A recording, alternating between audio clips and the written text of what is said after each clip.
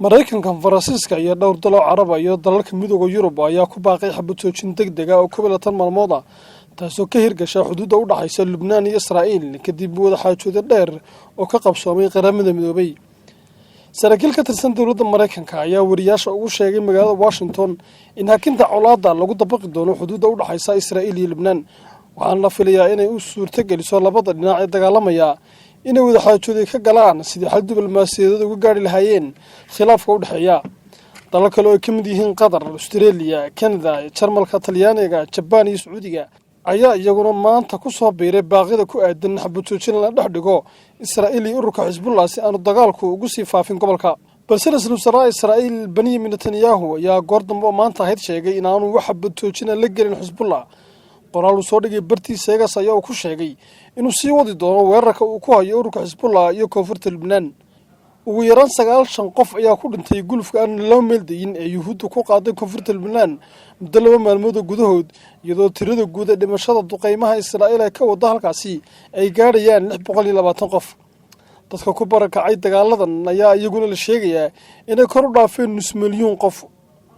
geesta kale hogaamiyaha ururka xumaysan ee Xisbullah Xasan Nasrallah oo ka jawaabaya hadal ka soo baxay wasiirka gaashaandhigga Yuhuudda Yoav Gallant oo ahaa in duqeymaha Israa'iil ka wado koonfurta Lubnaan ay gogol xaad u yihiin weerar dhanka dhulka ah oo ay ku qaadayaan halkaasi, ayaa sheegay in weerarada ay ku hayaan Israa'iil aanay joojinayn ilaa inta xabad joojin laga hirgelinayo marinka Gaza, isagoo tilmaamay in ciidamadiisa ay fursad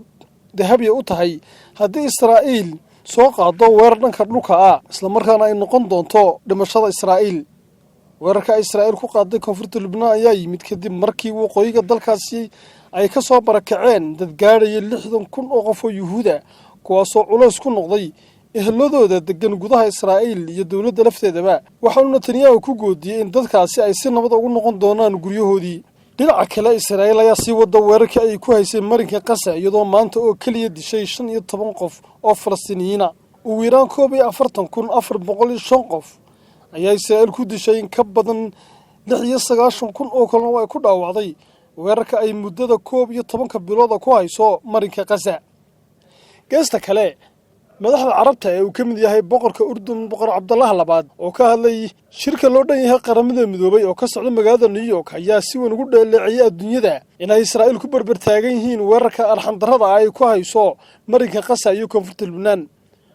sidoo kale, hogaamiyaha Turkiga Recep Tayyip Erdogan ayaa isna dusha uga tuuray Israa'iil iyo dalalka taageera, isagoo meesha ka saaray in laga wada hadli doono wax ku saabsan arrimaha bini'aadantinimada. hogaamiyaha dalka Qatar Sheikh Tamim bin Hamad Al Thani oo isna shirka qaramada midoobay ka hadlay ayaa ku eedeeyay dalalka reer galbeedka inay Israa'iil ku taageerayaan xasuuq ay ku hayso dadka reer Falastiin ee marinka Gaza iyo weerarka bahalnimada ah ee ka wada koonfurta Lubnaan.